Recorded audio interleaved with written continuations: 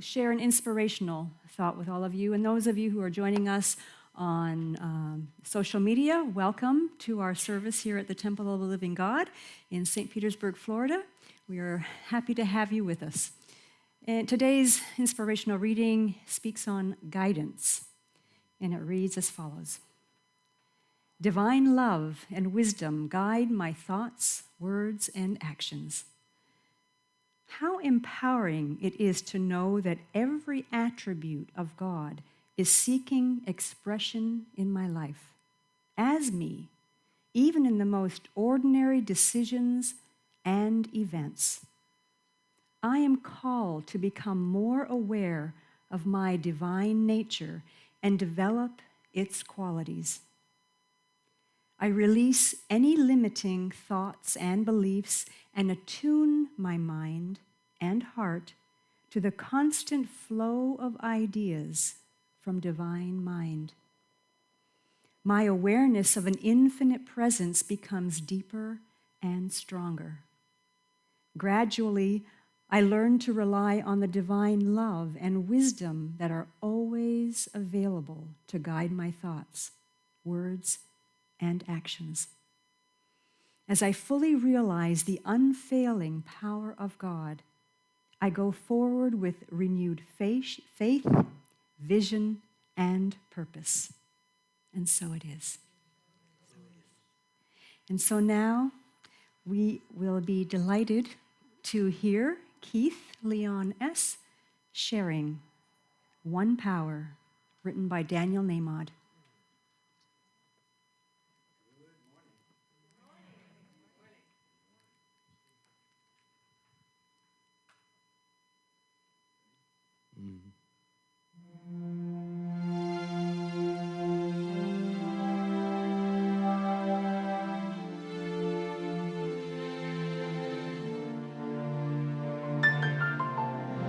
There's one power invisible, and you see it everywhere and every day. One power indescribable, and you speak of it with every word you say. Mysterious until you know the truth. As simple as the love inside of you. We speak so many languages, have different clothing, different colors, different names. Different is only dangerous when we forget that in the heart we are all the same. We'll remember once we close our eyes to see that such distances were never meant to be. Call it God, call it Spirit, call it Jesus, call it Lord, call it Buddha, Baha'u'llah, angels' wings or heaven's door. It's Mohammed, it's your mind, it's your soul, it's your sign. It's the universe, it's music, Mother Earth or Father Time. But whatever name you give it, it's all one power, can't you see? Whatever name you give it, it's the very air we breathe. It's the power of the love in you and me.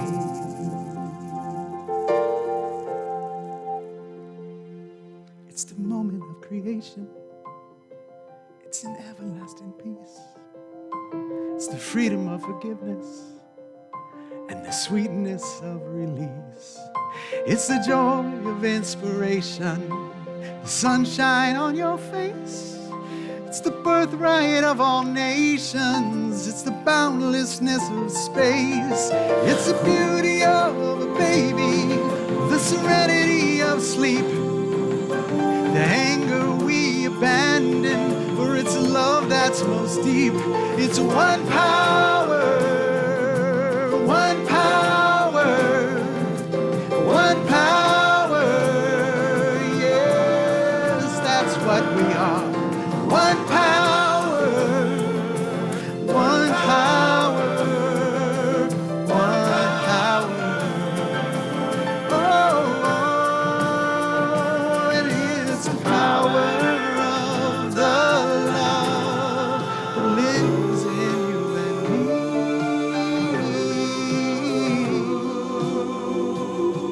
It's the power of that love in you and me. One power. Yes. Thank you. Thank you. One power. That is my focus of today. Talk title is Tapping into Your Inner Wisdom. It's really tapping into that one power that I just spoke of. And that'll be the theme not only in this talk, but through my workshop later today. When you join me for that, we will continue the tools that I'll be teaching with you today. Ernest Holmes said, "There is one power in the universe, and you can use it." I love Ernest. I think it sounded like, "and you can use it." I love this man. I love the message that he brought forth, and that he brought forth our master teacher, Jesus' teachings as well. Louise Hay says that meditation is really just quieting yourself enough so that you can get in touch with your inner wisdom. Meditation is really just quieting yourself enough so that you can get in touch with your inner wisdom. So what is this inner wisdom? I have heard so many words for this: God, Spirit, universe, the things I just spoke about in this song. I have had a personal connection with angels and received so many messages from angels that sometimes I call it angels. People find many names for this thing. However, how many are taking the time to tap in and get answers directly from it? Today, I want to share with you some of the things that have worked with me in the past. Would that be okay with you? Yes? Can we all agree that everything is energy? Raise your hands if you can agree with me. Yes? Oh, great. So we all come forth, we're sprung from this beautiful energy that has all these different names: God, Spirit, universe, Buddha, angels, Jehovah, so many names. So we come from that source, energy, and then we decided we just wanted to try on this thing, this body. Let's see what it's like to be inside of a body. But I want you to know that I know without a shadow of a doubt that just because we said yes to trying on this body experience does not mean that we are disconnected from the source energy from where we came. But there's so many things going on in the world. I don't know if you've noticed or not, but it's going a little crazy out there in the world, yes? And so many people have been, for lack of better words, freaking out about the things going on out there. And they come to me and they say, "Keith, how on earth is it that you are able to be so calm, be so centered, be peaceful, loving? And it doesn't seem like you're freaking out. So how do you do that?" And I want you to know it is because I am a walking, talking demonstration of the things that I will share with you today. I actually do the things that I'm going to share with you. I record this beautiful music, those CDs that I have out there. I listen to those CDs daily because that is what I needed to hear to keep me centered. And that's why I wrote it. It was kind of a selfish thing. I would write what I needed to hear, and then what I noticed is what I need to hear universally was what other people wanted to hear. And so they're able to get the same gifts that I get through the music. I read the books that I wrote. I do projects that are timely and that serve others. My last book was called Navigating the Clickety-Clack: How to Live a Peace-Filled Life in a Seemingly Toxic World, where I interviewed people like me who are able to stay peaceful when others would not, and asked them, How is it that you do that? And so they, too, were able to share with you tools of the ways that they are able to connect to that inner guidance, that they are able to stay peaceful in a seemingly toxic world. And so how do I do it? How do I stay calm and peaceful? So using the tools that I teach is one, but ultimately, I was speaking with my wife about this this morning, and it comes down to faith. She said, you have faith. For me, there's no in between. Either I have faith or I don't. I have to be all in on this faith piece or let it go. So I have faith that I will be able to connect with Source. I have faith that everything is going to work out. I have faith that the things that we hear from the pulpit, that we read in the books, are actually true, and I live to prove that the things that Jesus spoke were true. I live to prove that those things are true. And so one of the things that I've learned about contacting this source is it's about asking the right questions. I used to ask wrong questions, and I get the answers every time. But when my ask was, why does this keep happening to me? The universe said, yeah, why? And kept giving me reasons to ask why. Right? But when I realized that the quality of my answers are based on the quality of my questions, I started thinking about refining my questions. So all of my questions start with how, what, how, what, how can I be more loving? What is my next step?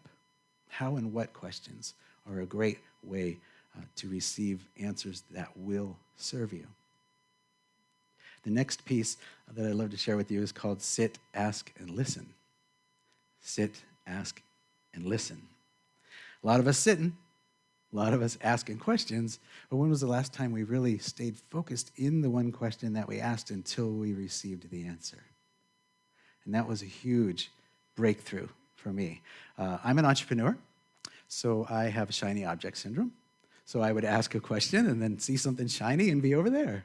And ask another question and see something shiny and be over there. Never staying in the one question that I had until I received the answer.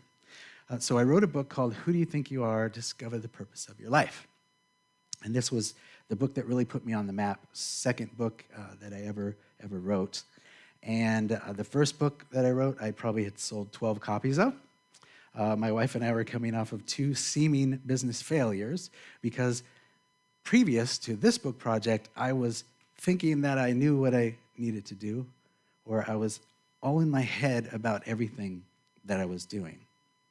And so when my wife, after those 2 seeming failures, said, I would like to take some time and lick my wounds and heal over here, would you take over the business? And I said, yeah, I'll do that. So how would I do it differently than we had done it together? How would I do the business differently than we had been doing it together? Oh, every morning I would take my list of to-dos, push them aside, and then sit down and ask, what is my next step? And breathe. That would be different. And so I did that all the way through a book project for 9 months. Every day, putting aside my agenda, what I thought I needed to do, and asking what is my next step, and not moving until I received the answer. One time, I waited 2 weeks for one answer. 2 weeks I sat in one question, not moving other than to go to the restroom or eat. But when I received the answer to that one question, it was completely life-changing. It's why I am standing on the stage in front of you today, because that one question, which was how to ask people of influence to support me in a way that would be so easy that they would say yes. And I didn't know how to do that before. I had been told no by all the greats over and over again. No, Keith, I will not be supporting you in that. And it wasn't until I sat down and waited for 2 weeks for the answer to this question and received it that everything changed. I made it so easy for them to say yes that they did. And so that answer came from Source. It came from inner guidance. It came from sit, ask, and more importantly, listen. And that's the huge piece, is the listening piece. So maybe not everybody has 2 weeks to sit around waiting for one answer or one answer to one question. That's okay. What I've learned to do is that when I need to get up and move, then I keep spinning the one question as a mantra. And so I say it in my mind over and over as much as I can remember to say it. I keep just asking the question and asking the question. And it's in this focus in looking for the answer that when it comes, I don't miss it. So many times I was in that question and it was like, whew, there went the answer, and whew, there went the answer, and I just didn't even see it because I was not focused on receiving the answer. And so I missed it. And Spirit came to me multiple times, like, hello, trying to give me that answer on many occasions until I refined the listen part. So that's super important. Last year, I was here and I was on my angel tour. So I wrote a book called Walking with My Angels, a true story by Keith Leon. We did 17 events in 26 days here in Florida. And so everything was going really well. This was a media tour, it was a speaking tour, it was book signings, it was the huge tour. And everything is going great. We have momentum. We get back up to Vermont. I had events booked at like New York and the surrounding states, and things are going great. And then, you have to stay in your house. Not more than 10 people. Speakers, nightmare, right? Not only that, but I had been called to step into my life purpose, which was teaching people about how to connect with Source, God, Spirit, angels, what I'm sharing with you today and what we'll do in the workshop later. I was like in action, doing and teaching what I was born to do on this earth, and then all of a sudden it came to a screaming halt. And I was sad. And so I took this mourning period and just really, really mourned the loss. And once I got to that place of being okay with what happened, being one with what is, then it was like, oh, okay, so now what's the right question to ask? If not that, then what? If I'm not doing that, what am I supposed to do? What am I here to do? And that's when I saw a dear friend and mentor of ours who taught us about navigating the clickety-clack. We'd call him up freaking out about business stuff, and he'd say, oh, you're just in the clickety-clack. Our dear friend Fletch, spiritual mentor.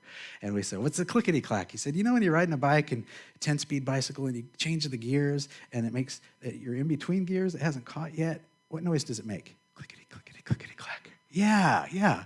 Okay, so, but you have faith and you keep pedaling because you know it's going to catch.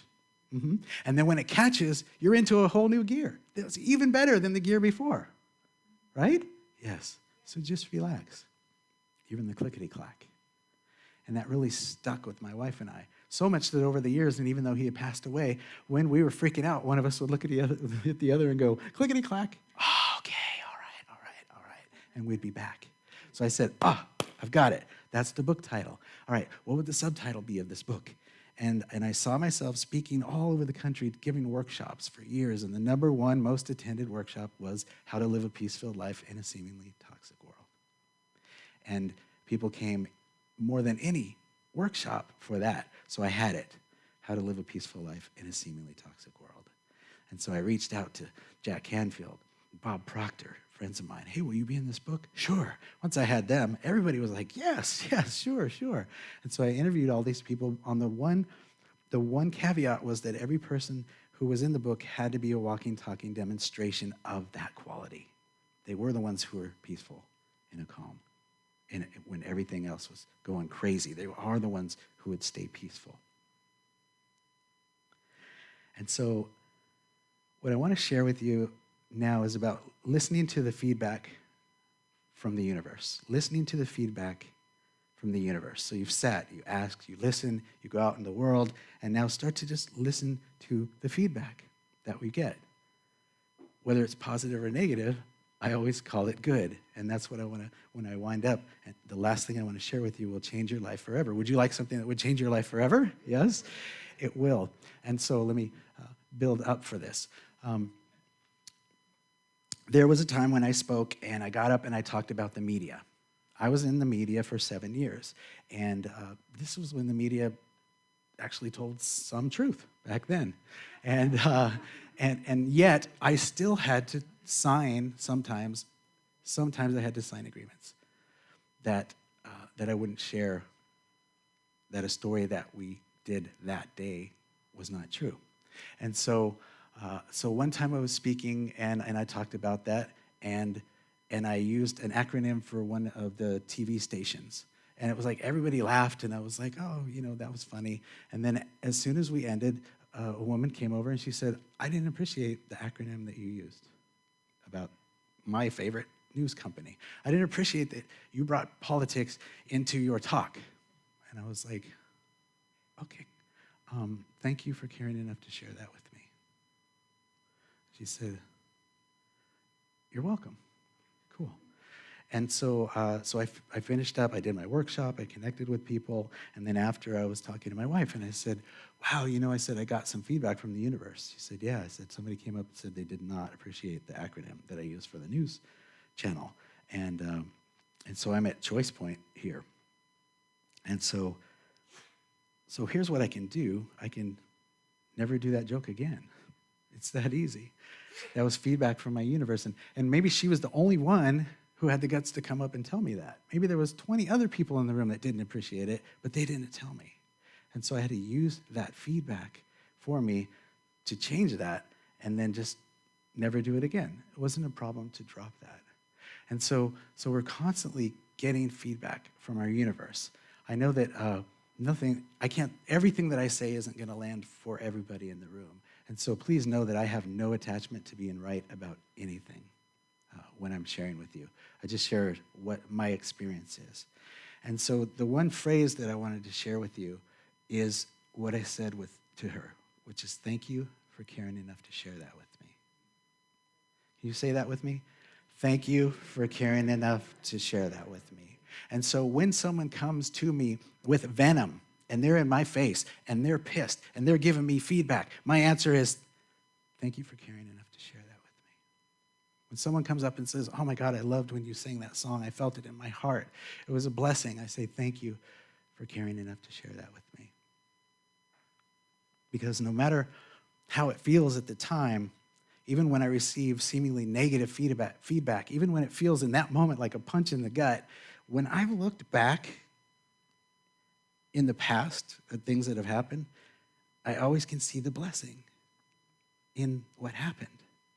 And so what I've learned to do is, instead of waiting a year to look back and see the blessing, to see it in the moment. To see it every time anybody gives me feedback. Anything in my universe gives me feedback. My answer is thank you for caring enough to share that with me. And when people are coming to you with venom, it diffuses it. It's like, you're welcome, or why would you say that? Because I believe that all feedback is good feedback, and I'll truly look at that, what you're saying right now. It doesn't feel great right now, but I want you to know that I'm going to look at it. So thank you for caring enough to share that with me. That has been just an absolute game changer for me and those that I've shared it with. So I wanted to make sure that I remembered to share that with you today.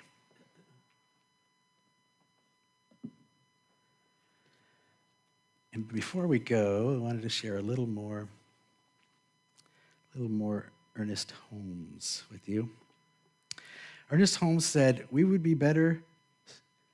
better spend our time using the law than arguing over it. We would better spend our time using the law than arguing over it. Our position is to be proven by demonstration alone. I love that quote, and I just thought that I would end with that. I have been so incredibly blessed that I have been receiving guidance since I really started sitting, asking, and listening. I had angels literally speak to me. I've received it in all different ways. And so in one way, people say, you're special because angels came to you. That's true. And a lot of times it's just, I ask a question and I ask it and then I just know the answer. And I know that when I tried to know the answer from here, it didn't ever come. But when I went within and asked the answer and then received that knowing, it was different. It was like I was not able to get to that in my head. I've asked a question, went out into the world, and had a stranger come up and deliver the answer to me. A stranger.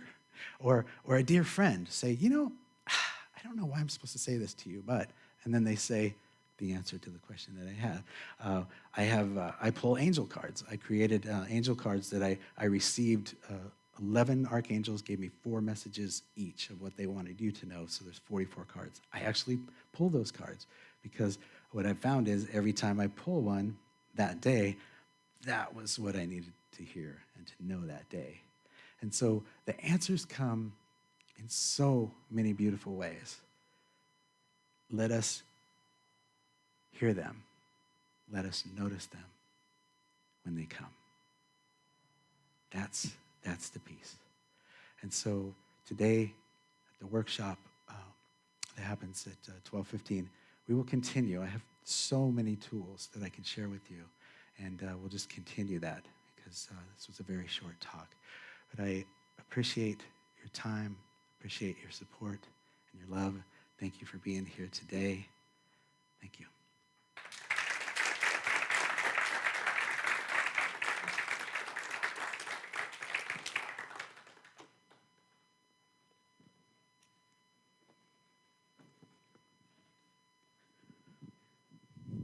Good morning. So today it's January, and one of the things that I always like to focus on January are creating an energetic writing of what it is that I'd like to bring into the year. And oftentimes those are personal things that I feel I want to change or I want to see happen. And so today we spent time just creating a little list of things we wanted to bring into the year for ourselves that were more personal. And so before they leave, we'd like to share a blessing for our children's church, and we would invite all of you to stand and take your Sunday program. And the blessing is there. You did it. And let us share the blessing together. We honor you. We bless you. We behold the presence of God within you. And so it is. Yes, thank you. And now, let us listen to the wonderful voices of Carol and Daniel, and of course, Alex performing on keyboard. Go out and shine. Yes, this is a little bit of advice for all of you from us, and from Sue Riley also.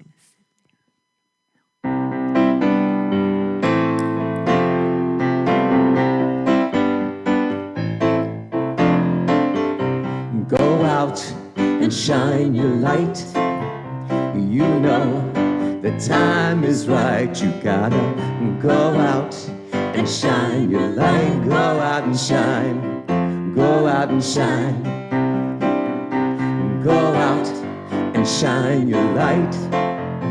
You know the time is right. You gotta go out and shine your light. Go out and shine.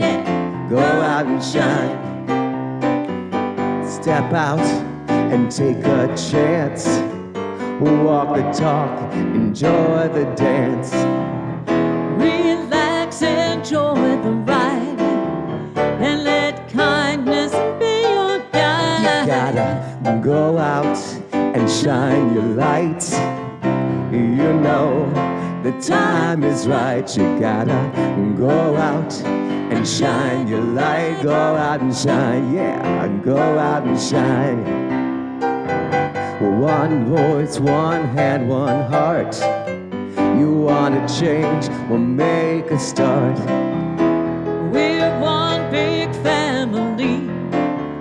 What's good for you is good for me. Go on, go out and shine your light. You know the time is right. You gotta go out and shine your light. Go out and shine. Go out and shine. Go out and shine. Yeah, go out and shine.